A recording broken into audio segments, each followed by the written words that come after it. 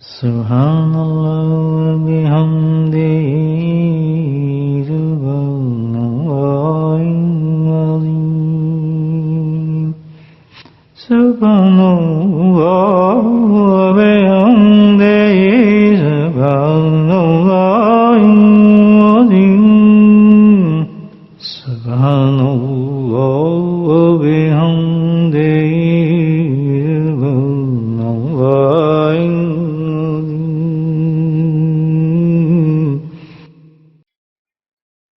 نبی کریم صلی اللہ علیہ وسلم کا ارشاد ہے، اللہ کے نبی نے اپنے صحابہ کرام سے فرمایا، وَإِذَا مَرَرْتُمْ بِالْجَنَّةِ، جب جنت کے باغوں سے گزرو، فَارْتَحُوا، تو خوب کھاؤ ان باغوں سے۔ تو یہ تعجب خیز بات تھی صحابہ کرام کے لیے کہ جنت کے باغ وہ کہاں پر ہے؟ تو عرض کی جنت کے باغ کدھر ہے؟ اللہ کے نبی نے فرمایا، حلقہ ذکر، ذکر کی مجالس کے جو حلقے ہیں وہ جنت کے باغ ہوتے ہیں۔ تو جب فرتہو فرمایا، خوب کھاؤ وہاں سے۔ تو کھانے سے مراد کیا ہے کہ روح کی غذا ملتی ہے وہاں پر۔ روح آسمان سے تعلق رکھتی ہے، جسم زمین سے تعلق رکھتا ہے، تو اللہ سبحانہ تعالیٰ نے سب کا انتظام جو کیا ہے وہ آسمانوں سے کیا ہے۔ جیسے زمین سے جسم کا انتظام فرمایا اللہ تعالیٰ نے، گندم پیدا فرما دیتے ہیں، چاول پیدا فرما دیتے ہیں، کھانے کی چیزیں پیدا فرماتے ہیں، جسے جسم انسان کا توانائی اختیار کرتا ہے، تو روح کے لیے اللہ سبحانہ تعالیٰ نے انتظام فرمایا۔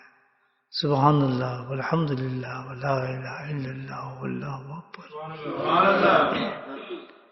یہ کلمے پڑھے جاتے ہیں، انسان کی روح جو ہے وہ توانائی اختیار کرتی ہے اور طاقت پیدا ہوتی ہے۔ جب روح میں طاقت پیدا ہوتی ہے تو پھر انسان اللہ کا قرب حاصل کرتا ہے۔ اس لیے بزرگدین فرماتے ہیں کہ اللہ کے قرب کو حاصل کرنے کے لیے سب سے بہترین طریقہ اور سب سے بہترین عمل اللہ کا ذکر ہے۔ جس کو یہ شوق ہو کہ مجھے اللہ کا قرب حاصل کرنا ہے، اللہ کے قریب جانا ہے، تو اس کا راستہ اللہ نے بتایا ہے، وہ ہے اللہ کا ذکر۔ تو اللہ کا ذکر کثرت سے، یہ اس انداز سے جو کوئی شیخ آپ کا ہے، کوئی ٹیچر ہے، وہ آپ کو گائیڈ کرے کہ بھی اس طریقے سے ذکر کریں، تو اس کے مطابق آپ اپنی زندگی میں ذکر کو اتاریں، انشاءاللہ اللہ کا قرب انسان کو نصیب ہو جاتا ہے۔ تو اس سے بڑی اور کیا نعمت ہوگی اللہ تعالیٰ کے لیے کہ دنیا کے کاموں سے بھی آدمی نہیں رکتا، دنیا میں بھی لگا رہتا ہے، مشغول رہتا ہے، لیکن اللہ کے قریب بھی ہوتا چلا جاتا ہے۔ تو یہ اللہ تعالیٰ کی بڑی نعمت ہے، بے انتہا اس کا کرم ہے، اس کا فضل ہے کہ آج کی شام میں ان بابرکت ایام میں جو حجوں کے دن ہیں، الحمدللہ کس طرح ہمارے دلوں کو اپنے ذکر کی طرف پھیرا ہے اور ہمیں بٹھایا ہے۔ لگتا تو بہت آسان ہے یہ، دیکھیں ہم آ گئے ہیں، بیٹھ گئے ہیں، مسجد میں ذکر کیا ہے، لیکن ہم معلوم نہیں کہ اللہ کے ذکر کے کس قدر انعامات ہیں اور کس قدر قیمتی چیز ہے۔ حدیث میں ہے کہ نبی صلی اللہ علیہ وسلم نے فرمایا، مشکات کی حدیث ہے، قولوا لا الہ الا اللہ تدخلوا الجنہ، لا الہ الا اللہ کہو جنت میں داخل ہو جاؤ۔ کتنی پاور اس کلمے کی آپ دیکھیں۔ امام مجدد الثانی رحمۃ اللہ فرماتے ہیں کہ آپ اندازہ لگا لیں کہ کتنی طاقت ہوگی اس کلمے کی، کتنی برکت ہوگی کہ ایک دفعہ کہنے سے انسان چاہے کتنا بڑا مشرک ہو، کافر ہو، بت پرست ہو، لیکن صدق دل سے جس نے ایک دفعہ کہہ دیا، کلمہ پڑھ دیا، تو کہاں گیا وہ کفر بھی ختم، شرک بھی ختم، بلکہ اللہ کی اتنا قریب ہو گیا، اللہ کہتا ہے جنت میں داخل ہو جائے۔ عجیب بات فرمائی آگے انہوں نے کہ حقیقت تو یہ ہے کہ اس کی برکت کو کوئی سمجھ نہیں سکتا کہ اگر تو اتنا بھی ہے کہ صرف ایک دفعہ پڑھنے سے اللہ سبحانہ تعالیٰ پورے عالم کو بخش سکتا ہے. اتنی طاقت ہے اس کلمے کی. تو یہ اللہ کا کتنا کرم ہے کہ ذکر کرنے والوں کو اللہ توفیق عطا فرماتے ہیں. یاد کریں اب آپ خود اندازہ لگا لیں کہ جب ہم بیٹھ کے اللہ کا ذکر کریں گے تو کس قدر ہماری روح پاورفل ہو جاتی ہے, کس قدر اللہ کی رحمتیں اور برکتیں ہوتی ہوں گی. پھر وہی فرماتے ہیں کہ یہ ہے کہ اللہ کے ذکر سے, اس کرم سے اللہ سبحانہ تعالیٰ پوری جہانوں میں برکت تقسیم فرماتے ہیں, تب بھی اس کی برکت ختم نہیں ہوتی ہے. تو بھائی یہ بڑی چیز ہے الحمدللہ. اللہ والوں نے جو یہ رختہ اختیار کیا ہے ذکر کا, تذکیر کا, یہ بہت بڑی چیز ہے. نہیں بس سمجھا کریں کہ کسی ایسی مجلس میں بیٹھ گئے ہیں, اللہ نے پہنچا دی. آج کا دور تو آپ کو پتہ ہے کیسا دور ہے, نماز نہیں پڑھ سکتا آدمی, نماز نہیں پڑھی جاتی نماز کا ہمارے سے. آج کل کوئی نیک کام ہونا بڑا مشکل ہے. زمانہ ایسا ہے نا, حالات ایسے ہیں, فتنوں کا زمانہ ہے. تو آج ہم اپنے بچوں کو اس طرف لگائیں گے, بٹھائیں گے, ذکر کی محبت پیدا کریں گے. بچے بھی تبھی کریں گے نا جب آپ کریں گے محبت سے پیدا. اتنا آسان راستہ اللہ تعالیٰ نے بتایا ہے یہ اپنی محبت کا, ایسے زمانوں سے بچنے کا.